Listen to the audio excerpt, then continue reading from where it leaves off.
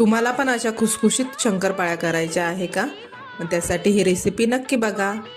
कढईमध्ये 1 वाटी दूध घेऊन त्याच वाटीने 1 वाटी साखर घालून घेऊ आणि मंद आचेवरती ती वितळून घेऊ. मग त्यामध्ये 1 वाटी तूप घालून घेऊ. ते सर्व थंड झाल्यानंतर त्यामध्ये अर्धा वाटी रवा घालून घेऊ.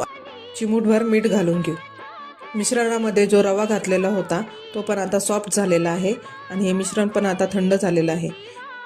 रवा, दूध, तूप आणि साखर घातलेल्या मिश्रणामध्ये जसा मैदा मावल तसं मैदा घालत छान असं घट्टसर कणिक मळून घ्यायचं आहे. साधारण मला इथं 4 वाटी म्हणजेच अर्धा किलो मैदा लागलेला आहे. आपलं कणिक छान मळून झालेलं आहे. एक गोळा घेऊन पोळीच्या आकारामध्ये तो लाटून घेऊ आणि जसे तुम्हाला हवे तसे आकारामध्ये आपण शंकरपाळ्या कापून घेऊ. तेलात किंवा तुपात सोनेरी रंग येईपर्यंत फ्राय करून घेऊ. तयार आहे आपल्या शंकरपाळ्या.